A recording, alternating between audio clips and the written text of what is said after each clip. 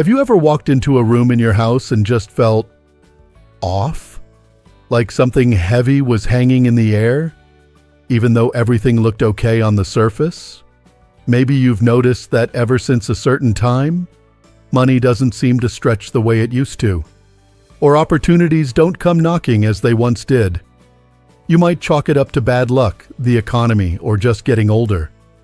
But what if I told you some of that stuck heavy feeling, some of that stagnation, could be coming from your own home? Now, I'm not talking about superstition or magic. I'm talking about something very real. The way our living spaces affect our energy, our mindset, and yes, our ability to attract good things like peace, joy, and even financial stability. The truth is, your home is more than just walls and furniture. It's an extension of your emotional and mental well-being. And as we get older, that connection only deepens. In today's video, we're going to talk about 10 common cleaning mistakes that many people, especially those of us over 60, tend to make without even realizing it. These mistakes might seem small, but they can quietly build up, attracting negative energy and pushing away the kind of prosperity we all deserve to enjoy. You've worked hard your whole life, raised families, weathered storms. This is your time to live in a space that supports your well-being, not drains it. Let's begin by looking at one of the most overlooked habits that many people are guilty of: holding on to things that are broken, worn out, or simply no longer useful. It might be that old clock in the kitchen that hasn't worked in years, or a chair in the corner with a broken leg that you might fix someday, or even clothes in the closet that haven't seen the light of day in over a decade. We often keep these things around because they remind us of a time in the past, or because we're afraid of being wasteful. But here's the thing. When you hold on to broken or useless items, you're sending a silent message to your space and to yourself. That message says, I don't believe something better is coming. Broken items carry broken energy. They represent stagnation, unfinished business, and emotional clutter. It's like keeping the past alive in your living room. And when the past takes up that much space, there's not much room left for something new. Whether it's a new opportunity, a refreshing idea, or even a sense of joy. The more cluttered and burdened your environment feels, the more your energy mirrors that. So one of the most powerful things you can do today, yes, today, is to walk around your home and ask yourself, does this item still serve me? And if the answer is no, then it's time to let it go. Not with guilt, but with gratitude. It had its time. Now, you're ready for better. Now, let's talk about something we all deal with, but few of us pay attention to as more than just a chore: trash.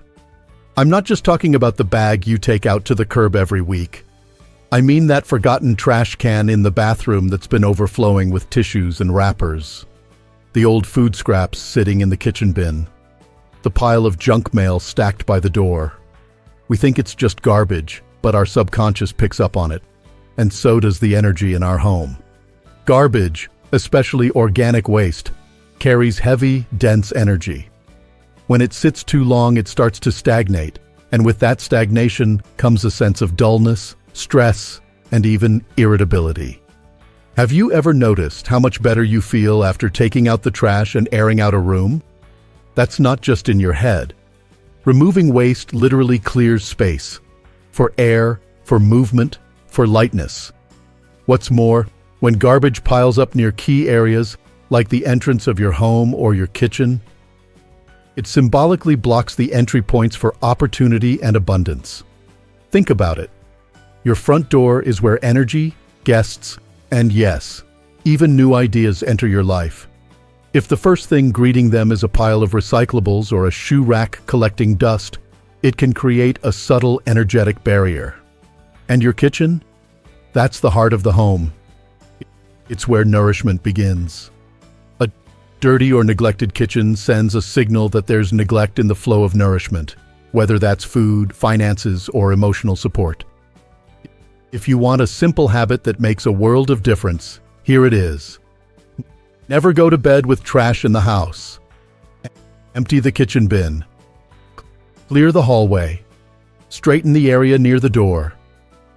Make it part of your evening routine, just like brushing your teeth. Not only will your home feel lighter, but you'll wake up feeling more refreshed, like the air itself is rooting for you. That brings us to another powerful yet often ignored part of the house, the mirrors. We all have them. In the bathroom, the bedroom, maybe even the hallway. But do we ever think about what they're actually doing? Mirrors reflect not just our image, but our environment. When a mirror is clean and well placed, it can help expand light, space, and energy. But when it's dusty, smudged, or worse, cracked, it distorts what it reflects. And that distortion doesn't stop at the glass.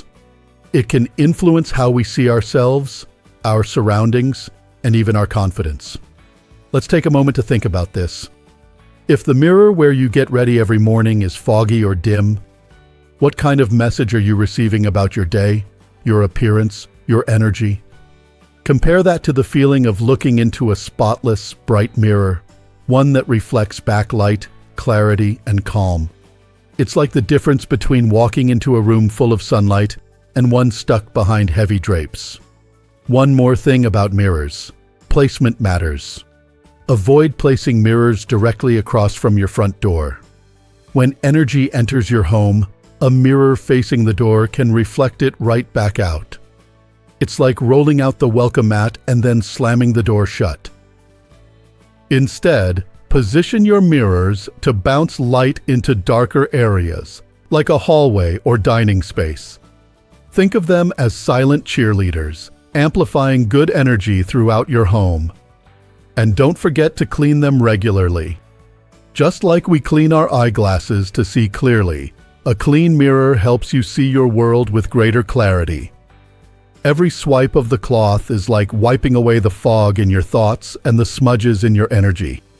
Now that we've touched on a few bigger picture mistakes, like holding on to broken things, letting trash pile up, and ignoring your mirrors, let's move into something smaller, something we rarely think about, but something that can quietly affect how energy moves in a space. Let's talk about those neglected corners and dusty baseboards. You know the ones I mean. That corner behind the recliner, the space beneath the radiator, or along the hallway where no one really walks. We tend to skip these areas when we clean because they're out of sight and, frankly, hard to reach.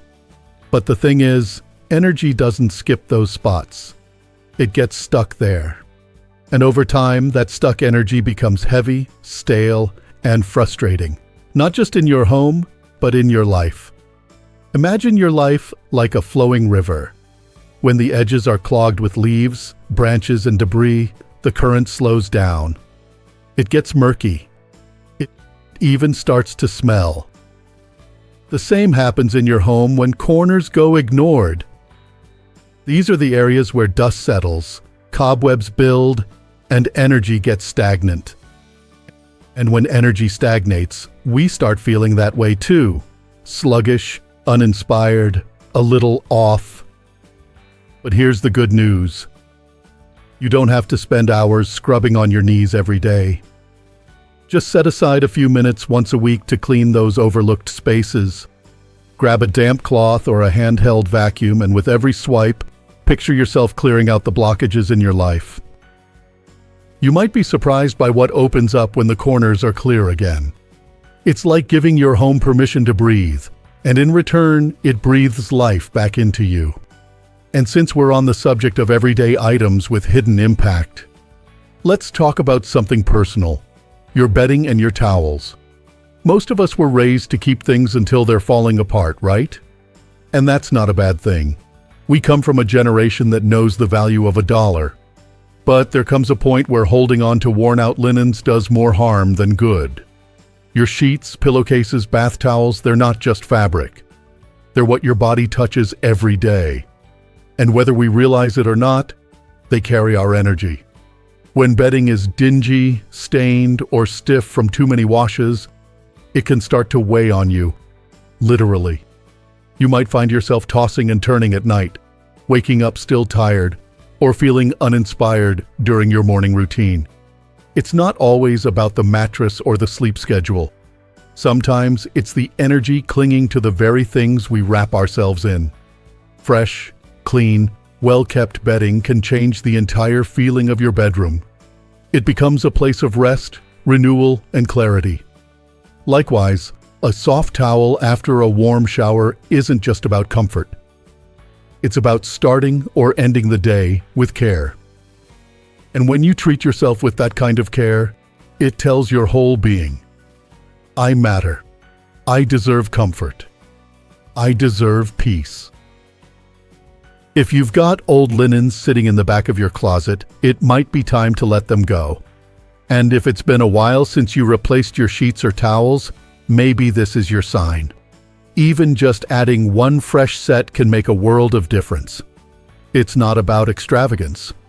It's about intentional living, treating your space like it's worth something. Because it is. And so are you. Now let's shift to something a little less soft and a bit more bristly. Your broom. Yes, really. Let's talk about your broom. Most people think of a broom as just a tool, a stick with some bristles to push dirt around. But a broom has long symbolized the act of clearing space, both physically and energetically. It sweeps away what no longer serves you. It prepares the room for something new. But when a broom is filthy, worn down, or stored upside down in a corner, it can start to do the opposite. Think about it. If your broom is caked with old dust, tangled hair, and bits of who knows what from 3 months ago, every time you use it, you're not really cleaning. You're spreading old energy from one room to the next. That dust has seen every mood, every mess, every rough day. And if you're not clearing it out, you're just moving it around. Then there's the habit of storing brooms upside down, with the bristles up in the air or smashed against a wall. It might seem harmless, but many home traditions, both ancient and modern, see this as a way of letting good energy escape. It's like leaving your windows open during a snowstorm. You're not just storing the tool wrong, you're letting the good stuff leak out. What should you do instead?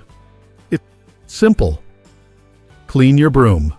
Shake it out after each use. Occasionally rinse it with soap and water, let it dry thoroughly, and replace it once it's worn out. And when you store it, keep the bristles down and neatly placed. You'll be amazed how much better your home feels when your cleaning tools are taken care of. After all, how can we expect to clean our space with something that's been neglected? Speaking of cleaning, let's head into the kitchen again for a moment. But this time, we're not talking about trash. We're talking about something even more common and more easily overlooked. Dirty dishes left in the sink overnight. Now I know, after dinner it's tempting to just say, I'll deal with this tomorrow. The food was good, your feet hurt, and the day has been long. I get it.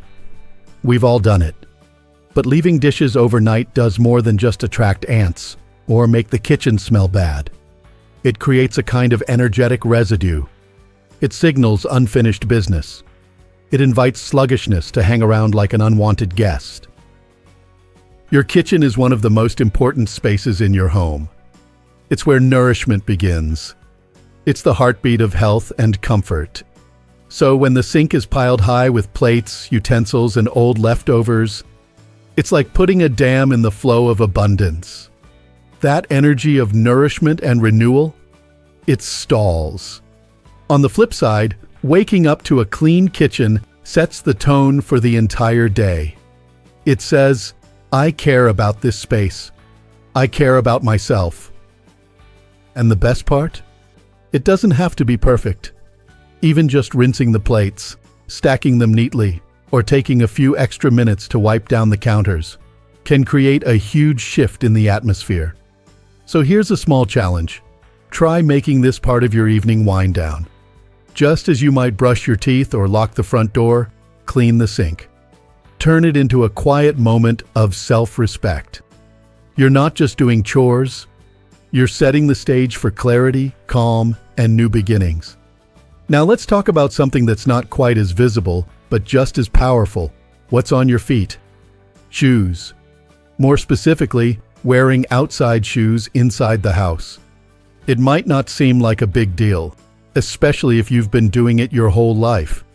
But your shoes pick up more than just dirt from the streets. They carry energy from every place you've been. Grocery stores, parking lots, doctors' offices, crowded sidewalks. Every surface, every emotion, every interaction lingers. And when you bring that into your home, it doesn't just stay on the floor. It mixes into the atmosphere. Your home should be your sanctuary, a peaceful retreat, a place where the noise of the world stops at the door. But when we walk through with our shoes on, we're inviting all that chaos to come in with us. One simple way to shift this? Leave your shoes by the entrance. You can even create a small space, a mat, a basket, a bench, whatever works for your home. Have a pair of clean, comfortable slippers just for indoors. The act of switching your footwear becomes symbolic. You're stepping into peace, into intention, into a space that's yours and no one else's. It might seem like a small thing, but small things add up. Over time, this one change helps protect the energy of your home and your own sense of calm. Now that we've talked about how your shoes, dishes, broom, and even your linens might be influencing the flow of energy in your space, let's take a moment to step outside, or more specifically, look at what you're keeping alive, or not, inside your home. Let's talk about the plants. Now, if you've ever kept houseplants before, you know they bring a certain kind of life to a room. A little greenery here and there can brighten a corner, soften a harsh window, or make a kitchen feel warmer and more inviting. But here's something we don't always think about. Plants are living, breathing things.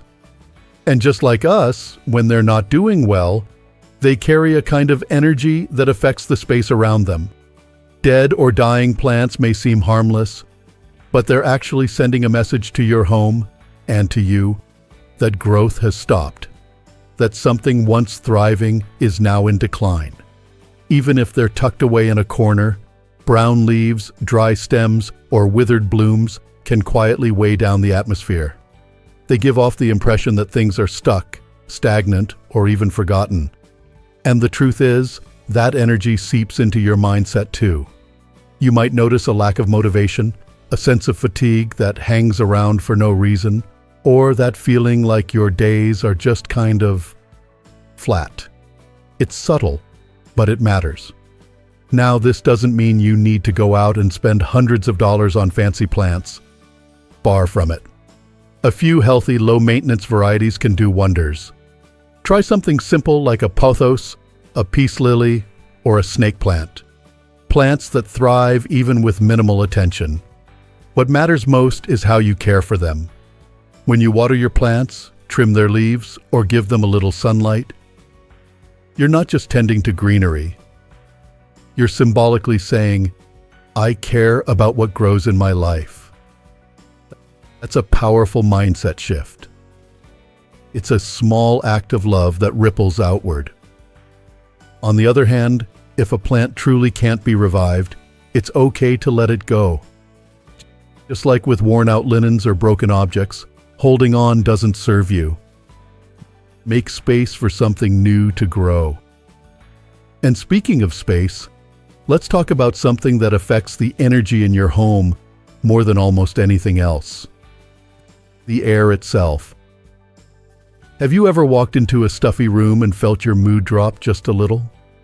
That heaviness in the air, the kind that makes you want to turn around and leave, that's not just physical. It's energetic too. Stale air holds stale energy.